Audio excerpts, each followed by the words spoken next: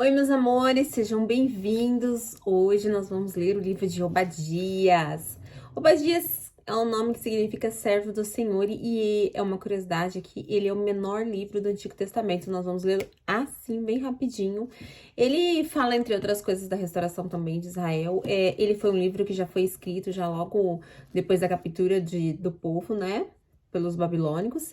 E ele é um livro que fala muito da crueldade, da falta de empatia do povo de Edom com o povo irmão de Israel. Então vamos ver o que Obadias profetiza aqui, principalmente para Edom, ok? Vamos lá? Obadias, capítulo 1, o julgamento de Edom. A visão de Obadias. Assim diz o soberano Senhor a respeito de Edom. Nós ouvimos uma mensagem do Senhor. Um mensageiro foi enviado das nações para dizer: levante-se e vamos atacar Edom. Veja, eu tornarei você pequeno entre as nações. Será completamente desprezado. A arrogância de seu coração o tem enganado. Você que vive nas cavidades das rochas e constrói sua morada no alto dos montes, que diz a você mesmo: quem pode me derrubar?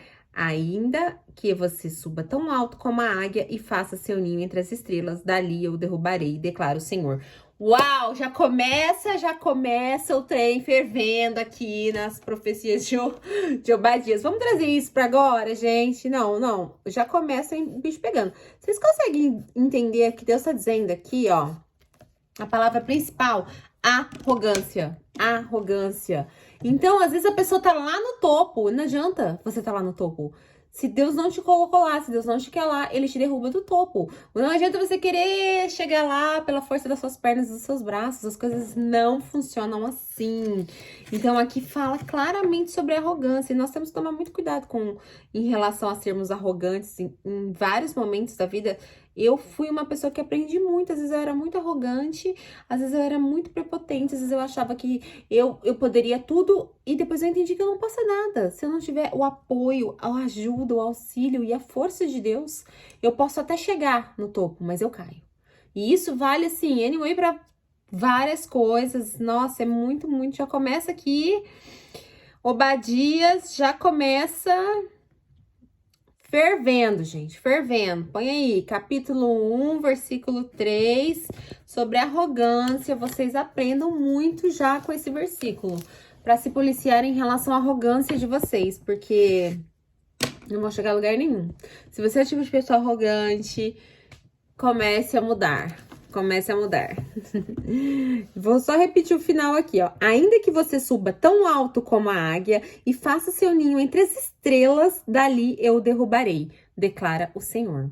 Ele declarou isso para Edom, ok? Diante de tudo que ele estava fazendo contra os israelitas, mas isso a gente pode trazer para o dia de hoje, para nossa vivência, para os nossos relacionamentos, para tudo que nós fazemos, ok?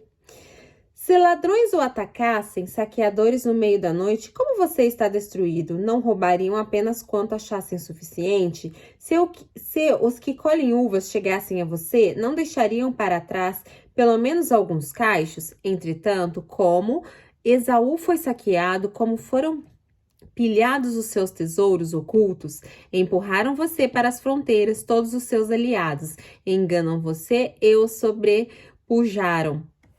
Os seus melhores amigos, aqueles que comem com você, para você armam ciladas, e Esaú não percebe nada. Naquele dia, declara o Senhor, destruirei os sábios de Edom, os mestres e os montes de Esaú. Então seus guerreiros do Temá ficarão apavorados, e serão eliminados todos os homens dos montes de Esaú, por causa da violenta matança que você fez contra seu irmão Jacó. Você será coberto de vergonha e eliminado para sempre. No dia em que você ficou por perto, quando estrangeiros roubaram os bens dele, os estranhos entraram por suas portas e lançaram sorte sobre Jerusalém. Você fez exatamente como eles. Você não devia ter olhado com satisfação o dia da desgraça do seu irmão, nem ter se alegrado com a destruição do povo de Judá. Não deveria ter falado com arrogância no dia da sua aflição. Não deveria ter entrado pelas portas do seu povo no dia da sua calamidade. Nem deveria ter ficado alegre com o sofrimento dele no dia da sua ruína. Nem ter roubado a riqueza dele no dia da sua desgraça. Não deveria ter esperado as encruzilhadas para matar os que conseguiam escapar. Nem ter entregado os sobreviventes no dia da sua aflição.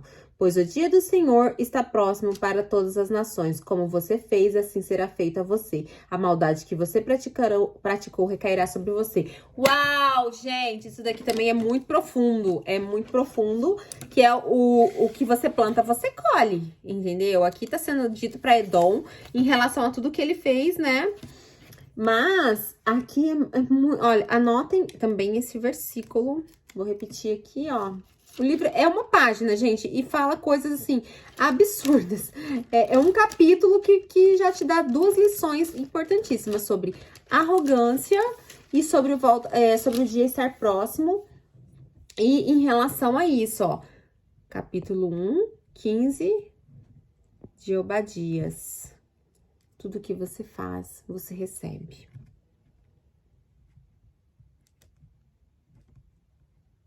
Vou ler para vocês mais uma vez. Pois o dia do Senhor está próximo para todas as nações. Como você fez, assim será feito a você. A maldade que você praticou recairá sobre você. Uau! Então, a mesma coisa vale para o bem que você praticou, recairá sobre você também, né? E aí, continuando. Assim como vocês beberam do meu castigo, o meu santo monte, também todas as nações beberão sem parar. Beberão até o fim e serão como se nunca tivessem existido. Mas o monte Sião estarão os que escapam. Ele será santo e a desobediência de Jacó possuirá sua herança. A descendência de Jacó será um fogo, e a de José uma chama, e a descendência de Esaú será a palha. Eles a incendiarão e a consumirão. Não haverá sobreviventes na descendência de Esaú, declara o Senhor. Os de Neguebe se apossarão dos montes de Esaú, e os da Céfala ocuparão as terras dos filisteus. Eles tomarão posse dos campos de Efraim e de Samaria, e Benjamim se apossará de Gileade. Os israelitas exilados se apossarão do território dos cananeus até Serepta. Os exilados de Jerusalém, que estão em Sefarade, ocuparão as cidades do Neguebe. Os vencedores subirão ao monte Sião para governar a montanha de Esaú, e o reino será do Senhor. Amém. Gente, vou encerrar aqui bem rapidinho, mas eu quero deixar os livros separados. Foi uma página que ensinou 2 coisas importantíssimas para nós, né? Tremendo. Então, daqui a pouco eu volto para ler Jonas, que é uma história bem famosa, inclusive criança adora essa história, que é a história do não adianta querer fugir da raia, porque não adianta. Se você quiser fugir da sua proposta, da sua promessa, não adianta. Não adianta. Quando Deus tem algo para você, você vai viver isso, independente, até você entender que você tem que viver isso. Você vai tropeçando, caindo e levantando, mas a hora que você entende também, você decola, feito um foguete. Ok, meus amores, beijos, fiquem com Deus. Oi, meus amores, sejam bem-vindos. Hoje agora a gente vai ler a história de Jonas. Muito interessante, é uma das histórias mais famosas, tá? E é curtinha também, só que a gente tira muitos ensinamentos daqui. Eu vou dar uma resumida breve aqui para vocês estarem se localizando. E depois eu vou pontuando conforme a gente for lendo. Jonas também faz parte dos profetas menores. E o seu nome significa pomba. E o que a gente pode tirar aqui da história de Jonas? Todo mundo, a maioria já conhece que Jonas foi engolido por um peixe. Mas por que aconteceu isso, né? Por quê? Por um simples fato que ele estava desobedecendo a Deus. Deus pediu para ele ir pregar para uma cidade chamada Nínive. Só que lá era uma cidade pagã, né? E ele foi contra. Ele falou que não ia e tal. E pegou e comprou uma passagem e foi para outro lugar.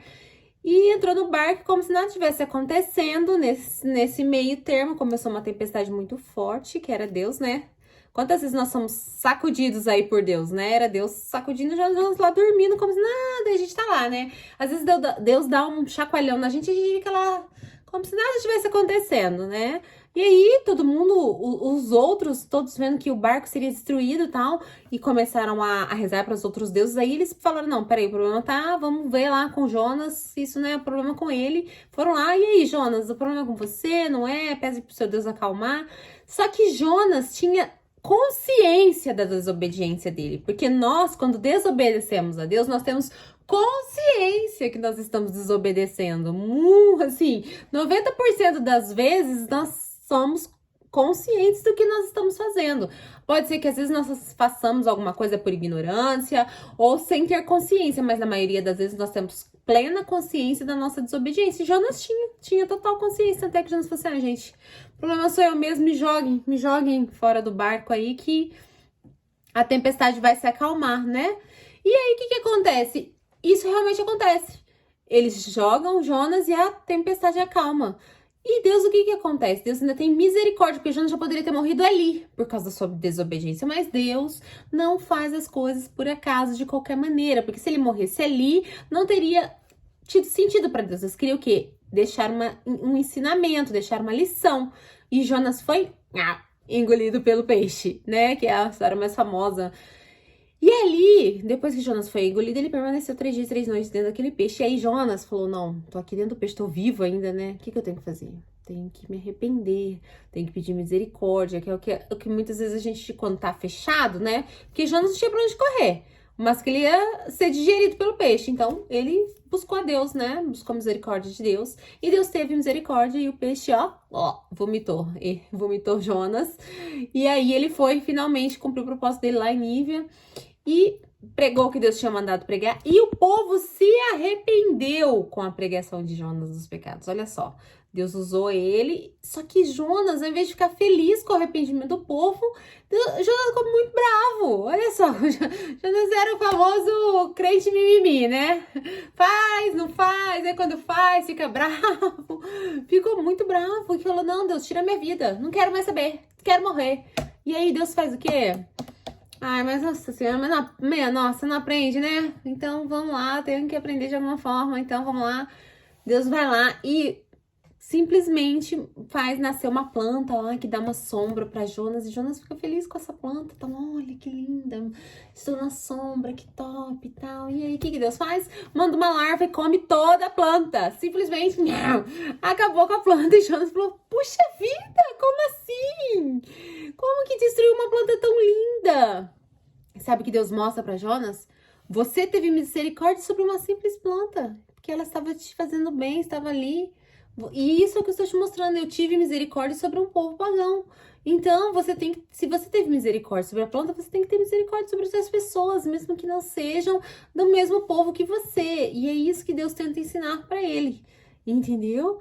Então, quando ele viu que Deus destruiu a planta, ele pediu para Deus tirar a vida dele também. Olha só como ele se compadeceu da planta. E não tinha se compadecido do povo. Então, Deus usou a planta para ensinar Jonas e para nos ensinar também. Jonas traz essa coisa, essa história traz pra gente que não adianta fugir do nosso propósito, não adianta fugir do nosso destino.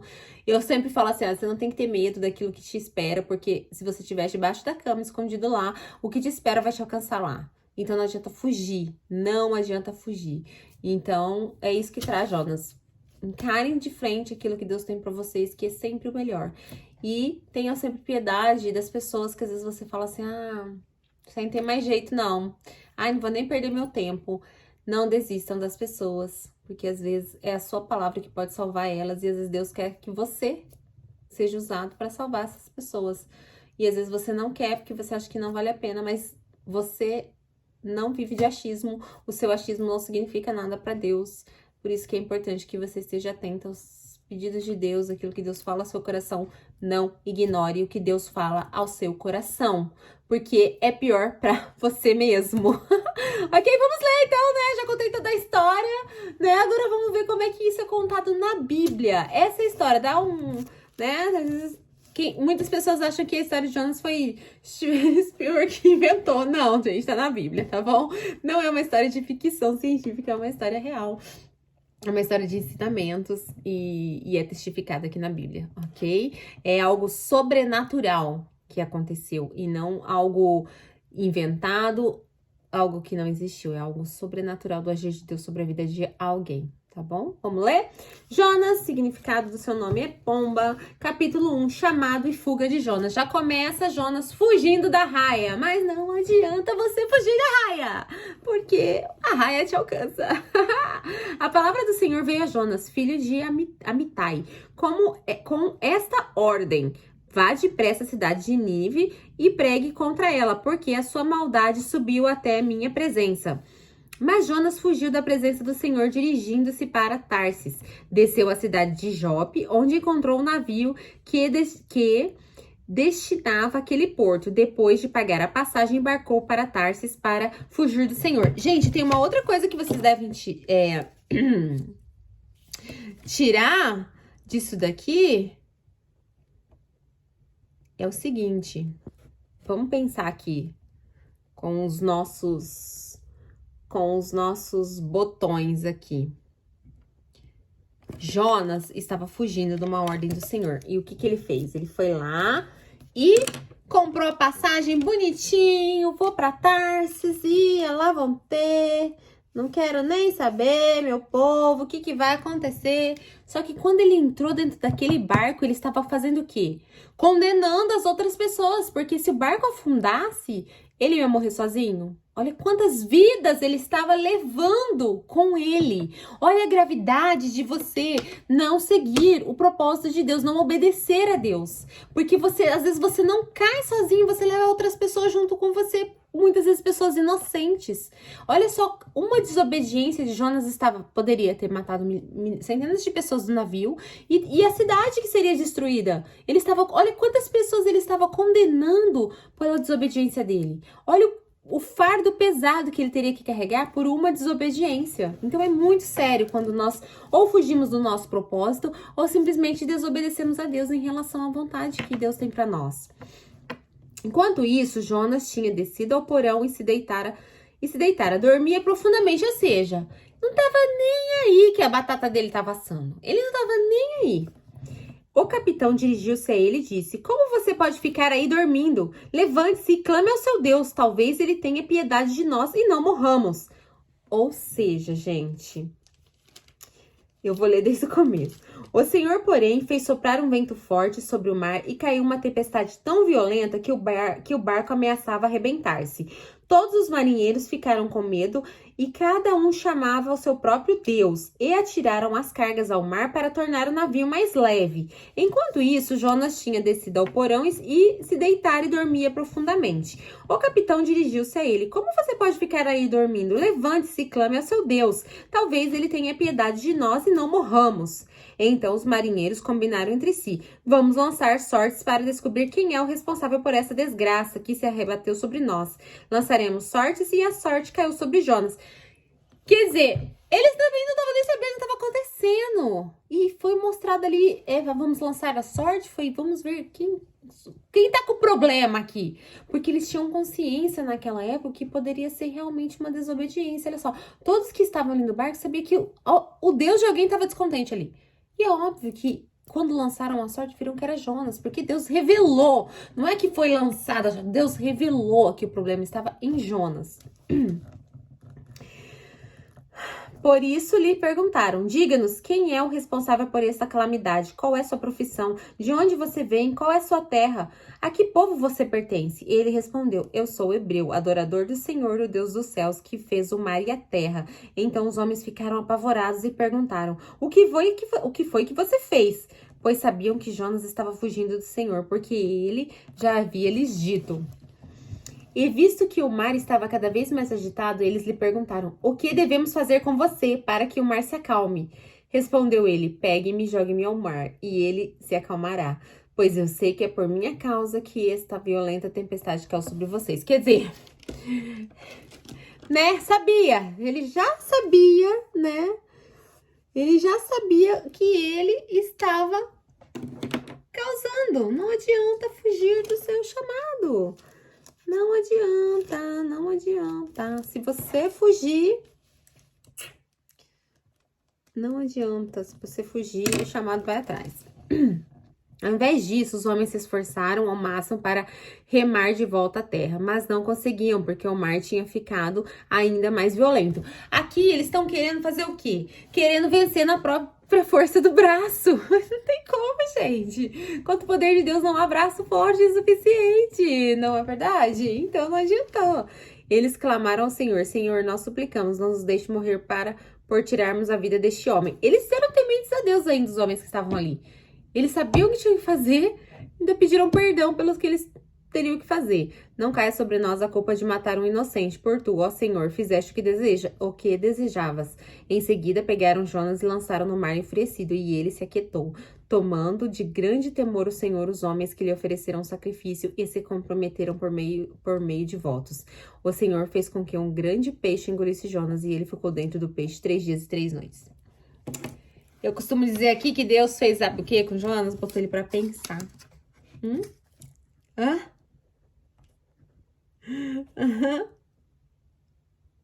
Por 3 dias e 3 noites.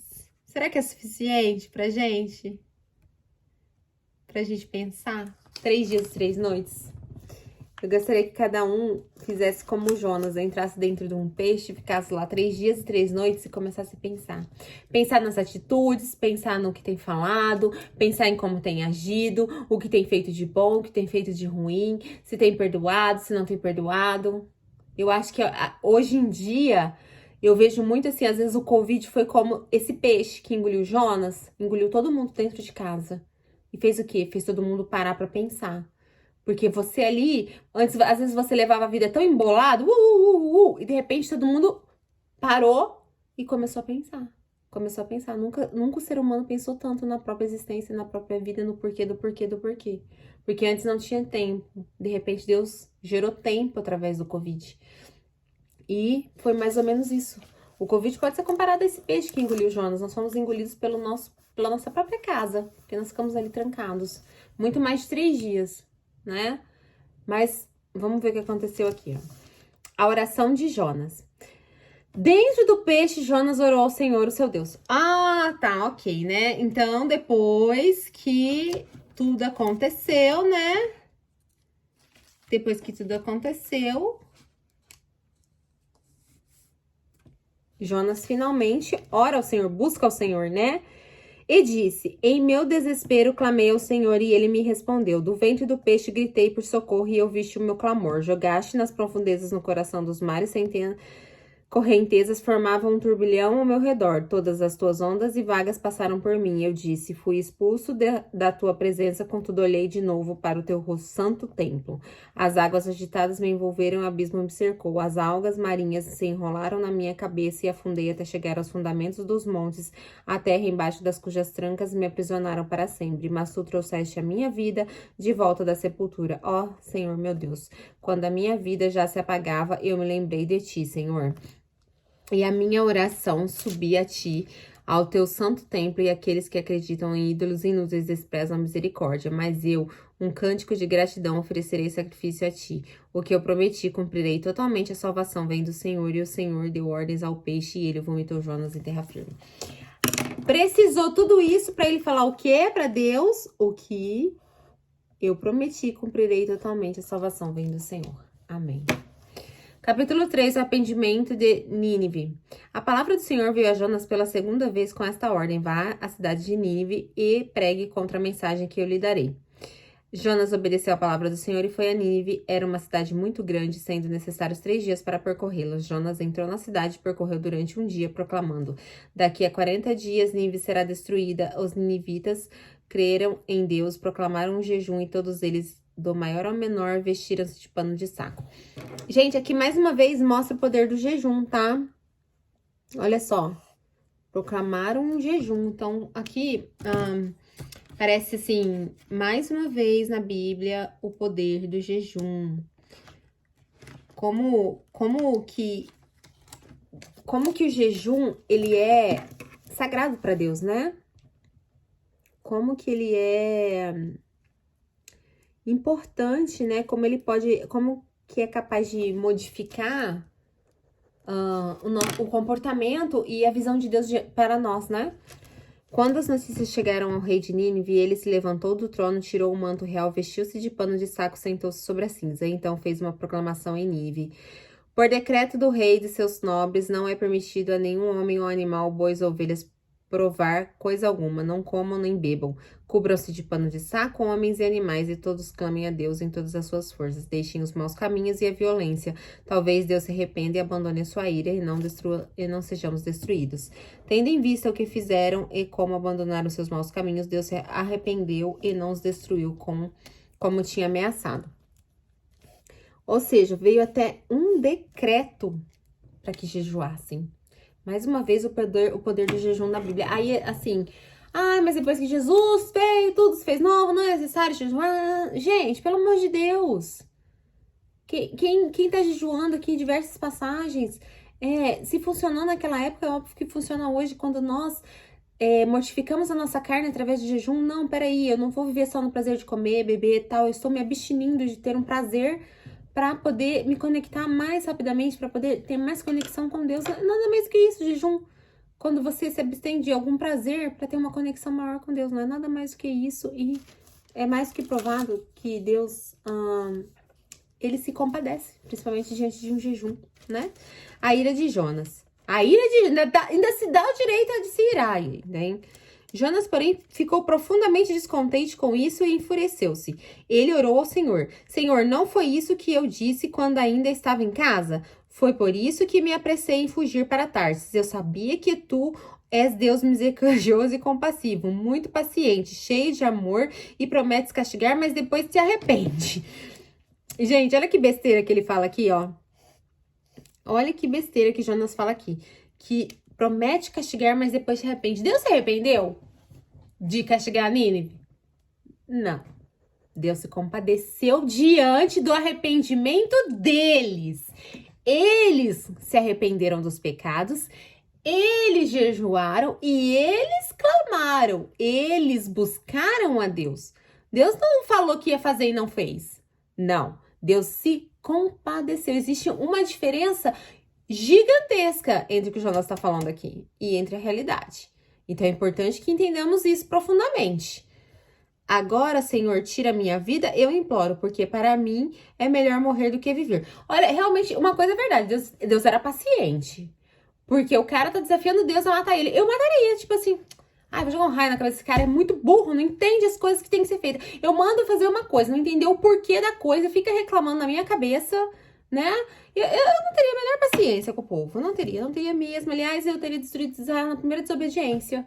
Olha como Deus é bom. Eu só não, né? Muitos seres humanos não teriam a paciência, amor e a piedade que Deus tem. Porque diante de tudo isso daqui que eu já li, é tipo assim, 90% é desobediência, e 90% é piedade, e 90% é misericórdia de Deus.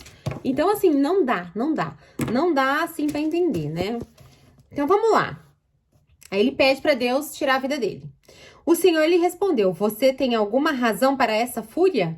Tipo assim, Deus, acho que Deus fala assim, não dou conta. Jonas saiu e sentou-se num lugar a leste da cidade, ali construiu para si um abrigo, sentou-se à sua sombra e esperou para ver o que acontecia, né?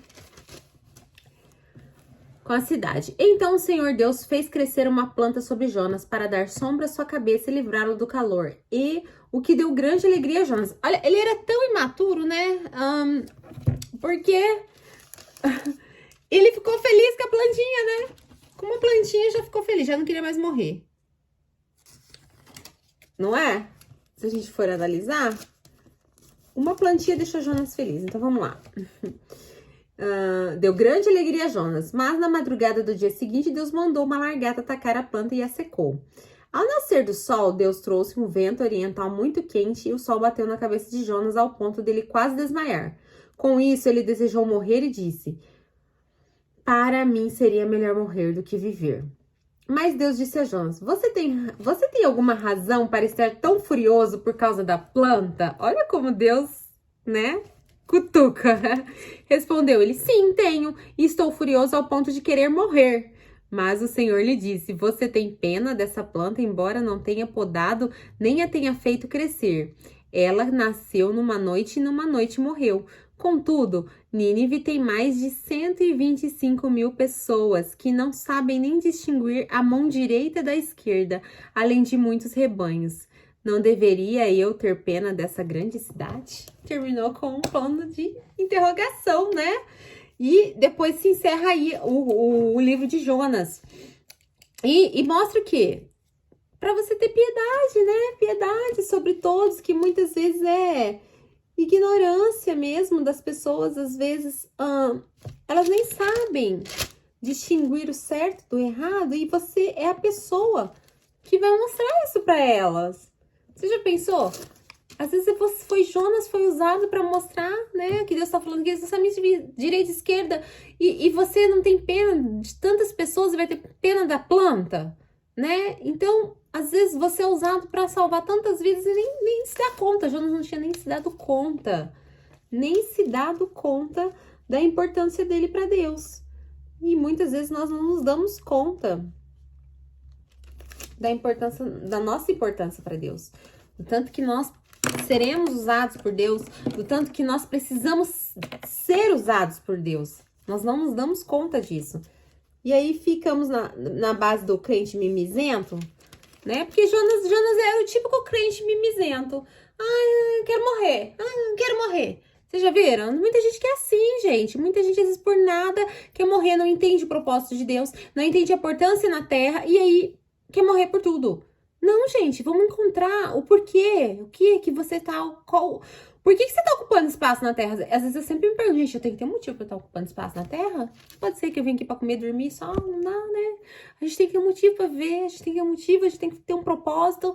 E às vezes a pessoa não encontra esse propósito, ou foge desse propósito, e aí não entende por que quer morrer toda hora, porque tá tão furioso com a vida, com o mundo, com tudo. E aí quando vai olhar, fala, nossa... Quando a gente lê a história de Jonas, o que a gente fala? Nossa, como pode ser tão bobo, né? Um futuro brilhante, uma coisa brilhante, salvou tantas vidas e não tinha o clique de perceber isso. E às vezes nós somos como ele, é por isso que nós temos que prestar atenção, ok? Beijos, fiquem com Deus, daqui a pouco a gente volta, vai ler Miqueias.